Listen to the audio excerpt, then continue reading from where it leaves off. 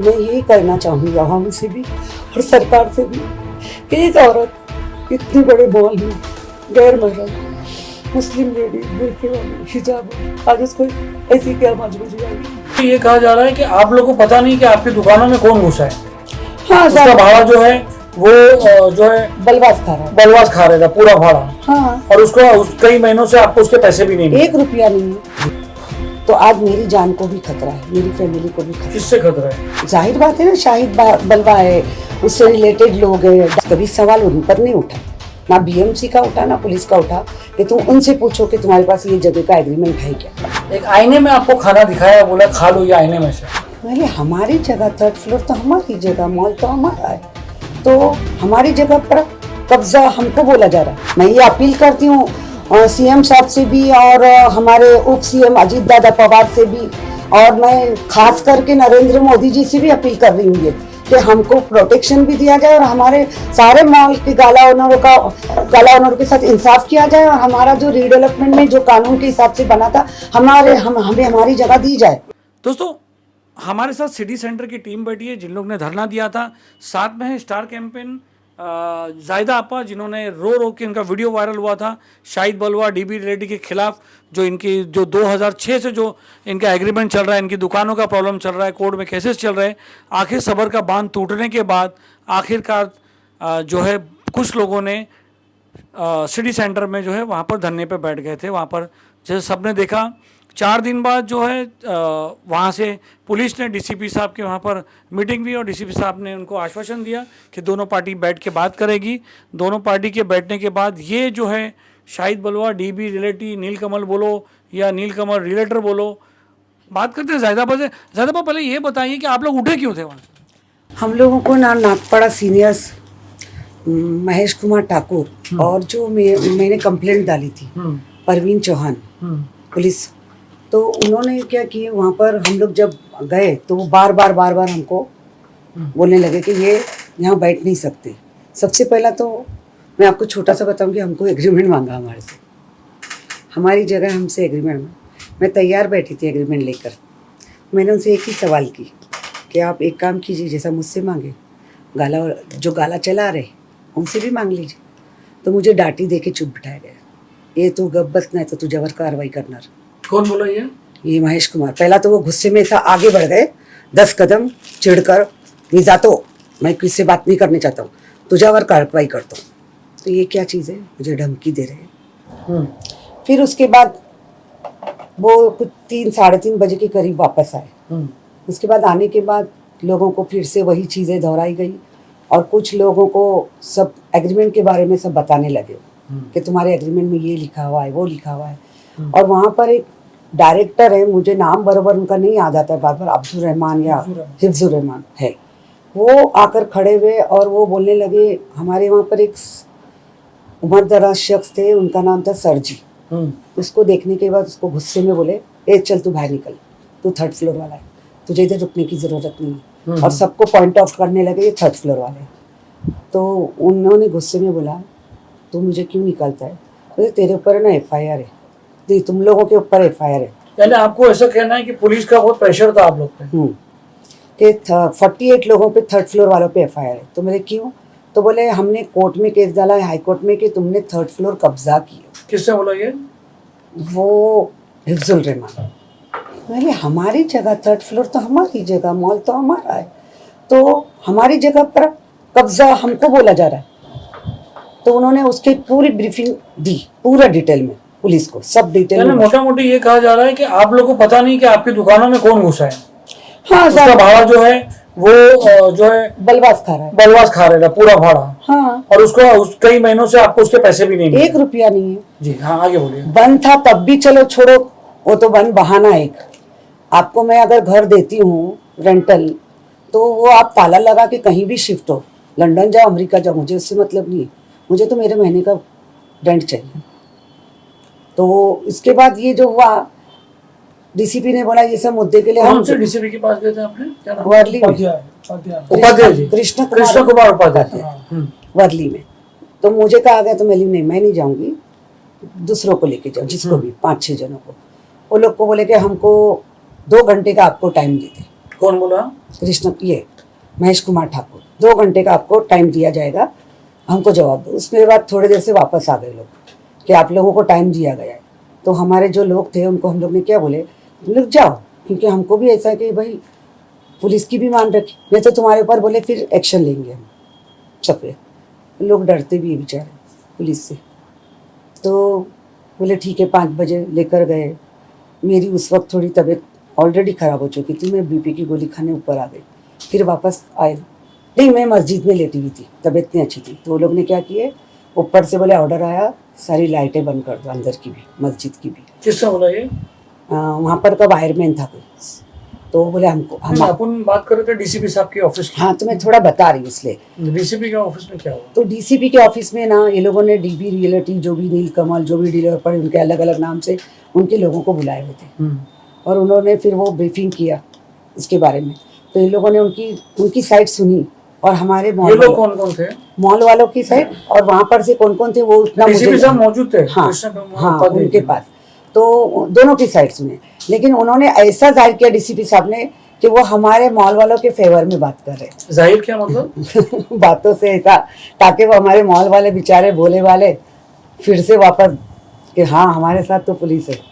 हाँ, तो राजी हो गए। फिर देखो मेरे साथ भी ये करते ना, तो मैं भी बलवास के जो बंदे आए थे उनके साथ गुस्से में बात करने लगे कि तुम लोग गलत है, आज मेरे साथ तुम ये करोगे तो मैं भी यही करूँगा जो ये लोग कर रहे हैं, ये लोग हक पे, मेजोरिटी की बात। फिर उन्होंने बोले तुम्हारे कितने लोगों को जगह चाहिए, हम थोड़े लोगों को नहीं दे सकते, हमको लीज बना के दो। कौन बोला? बलवास के बंदे, लीज बना के दो। ये सब ऐसा होकर, और हम लोगों को 4 दिन का टाइम दो, हम 4 दिन में आपको इसका रिजल्ट देंगे जी। और तुम वहाँ से उठ जाओ। ये हमारी कहानी थी कि हम मान रखे उनका जबान का मान रखे, डीसीपी की जबान का मान रखे कि नहीं, कल को हम उनके खिलाफ नहीं जाना चाहते। सब लोग आ गए। मशवरे के बाद ऐसा हुआ कि हम लोग बाहर निकलते। फिर भी मैंने बोली कि चलो हम मीडिया के ज़रिए जाएंगे बाहर, ऐसे नहीं जाएंगे। मैंने एक मीडिया चलाई कि हम लोग निकल रहे। मेरी एक बंदी थी, अगर आप चाहो तो मैं बोलूँ, क्योंकि ये सब चीज़ें तो हो चुकी है। बोलिए बोलिए ना।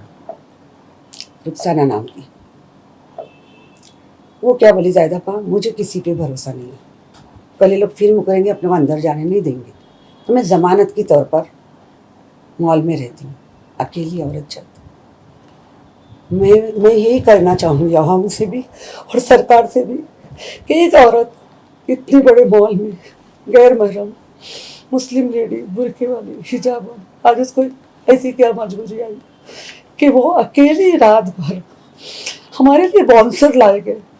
जब हम दिन में थे तो 4 बाउंसर, दोपहर में थे तो रात में 2 बाउंसर, और वो बाउंसर के साथ वो लड़की, वो लेडी पूरी रात अकेली रही। आप लोग उठेंगे बाद? बिगर पानी, नुकसान आपा? हाँ, बिगर पानी, बाथरूम पता नहीं अभी बाउंसर के लिए वो लोगों ने रखे होंगे पंखा, तो मुझे नहीं मालूम है, क्योंकि हमारे लिए तो नहीं रखे थे, हमारे लिए तो सब बंद किए थे, तो सफोकेशन में हम मर जाए। दूसरे दिन 9:45 बजे मेरी तबीयत ऑलरेडी उस दिन रात को कोलैप्स हुई थी।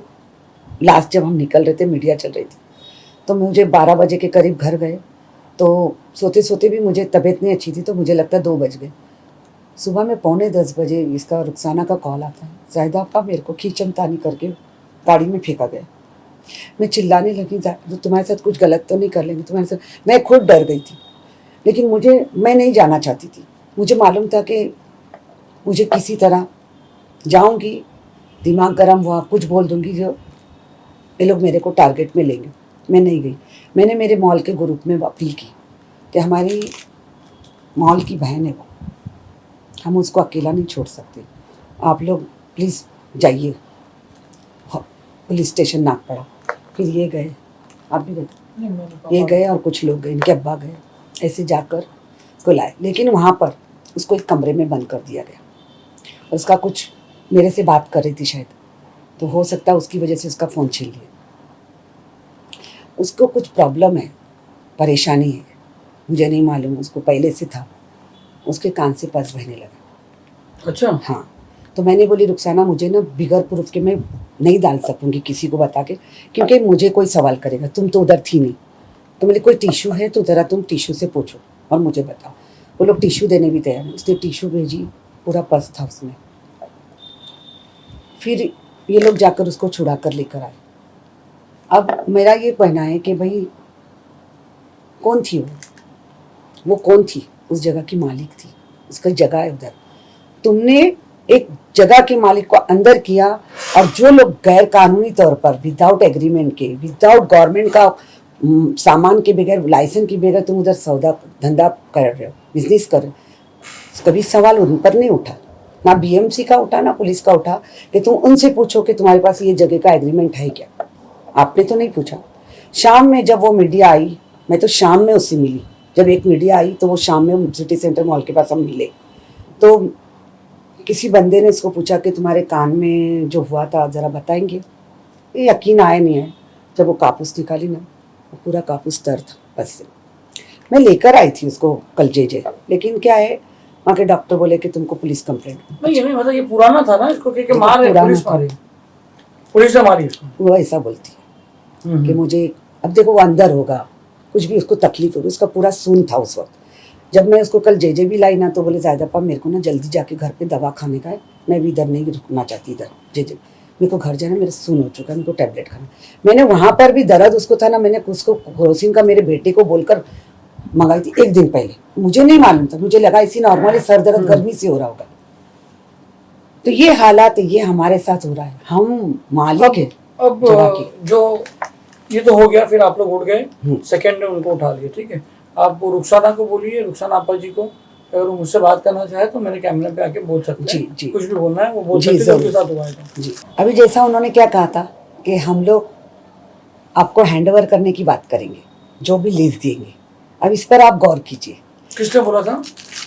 बलवाज वाले और डीसीपी की बयान पे। डीसीपी मौजूद है ना, आप उनके कौन गवाह बने ना, एक सीनियर जो भी है, तो आप गवाह बनकर उधर पे फैसला हुआ है डीसीपी के ऑफिस में कि ये लोग हैंडओवर करने तैयार। और आपको टेक्निकली मैं नहीं, थोड़ा सा इसलिए बताना चाहती हूँ कि उसके बाद आपने ये लेटर लगा दिए वहाँ पर, आपने मॉल खोल दिए वापस। इन्होंने आपको बोलते ना एक आईने में आपको खाना दिखाया, बोला खा लो ये आईने में से, मतलब समझे? मैं एग्जांपल दे रहा हूँ, आईना दिखाया, उसमें खाना है, बोलता है खा लो। अब आईने में तो खाना नहीं होगा। लास्ट एक चीज़ आप सबको बोलना चाहूँगी कि जिस तरह से हम लोगों को हैरेस किया गया है, और मुझे अब ऐसा लगता है कि आप जैसा बोल रहे हो कि मैं आज फ्रंट पे हूँ, जैसा लोगों के दिमाग में, जबकि मैं फ्रंट में नहीं बोला जावे, मैं अपनी खुद की जगह की लड़ाई, मेरी जगह, सब अपनी अपनी जगह के लिए खुद लड़ते। तो आज मेरी जान को भी खतरा है, मेरी फैमिली को भी खतरा है। किससे खतरा है? जाहिर बात है कि आज जब मीडिया में ये सब चलेगा तो कौन गुस्सा होगा? बोलिए ना आप, उससे बोलिए ना, आप क्या है? जाहिर बात है ना, शाहिद बलवा है, उससे रिलेटेड लोग हैं, डायरेक्टर तो से। आपको आपकी जान का खतरा शाहिद बलवा से लग रहा है? हाँ, जाहिर बात है। और हो सकता है कि मुझे कोई भी केस में टारगेट करके कोशिश की जाए बाद में। जिस तरह से मुझे धमकाया गया, तो मुझे तो साफ है ना, या तो फिर मेरी एफआईआर ली जाए, या फिर मुझे प्रोटेक्शन दी जाए मेरी फैमिली को। मैं ये अपील करती हूँ सीएम साहब से भी, और हमारे उप सीएम अजीत दादा पवार से भी, और मैं खास करके नरेंद्र मोदी जी से भी अपील कर रही हूँ ये कि हमको प्रोटेक्शन भी दिया जाए, और हमारे सारे मॉल के गाला ओनरों के साथ इंसाफ किया जाए, और हमारा जो रीडेवलपमेंट में जो कानून के हिसाब से बना था, हमें हमारी जगह दी जाए। मैंने आपको आपसे हकीकत बात करूं तो मुझे पता है कि आप बहुत जगह पॉलिटिक्स में भी बहुत जगह बहुत लोगों के पास गए, नाम नहीं लेते हैं। हाँ। आपकी सुविधा के लिए नाम नहीं लेते हैं जी। तो अब क्या कहना है आपका? आप वापस भी पॉलिटिशियन से मदद मांग रहे हो? नहीं, पॉलिटिशियन से मदद क्या है कि देखो, कहीं ना कहीं अगर हमारा कोई सुनवाई नहीं है, पहली बात तो जब हम वोट देते तो हम वोट क्यों देते? जाहिर बात है ना, वो सरकार जब चुनकर आती है तो पब्लिक के लिए होती है ना, पब्लिक की तकलीफों को देखने होती है ना। जब पब्लिक की तकलीफों को ही नहीं देखेगा कोई, तो फिर हम फिर वोट भी कैसा दे सकते हैं? किसको दे और क्यों दे? फिर हमारा यही सवाल है सरकार से। आज इलेक्शन है, हमें ये फैसला इलेक्शन के अंदर चाहिए, इलेक्शन के बाहर नहीं, बाद नहीं चाहिए। हमको भी मालूम है कि बाद में हमको वही किस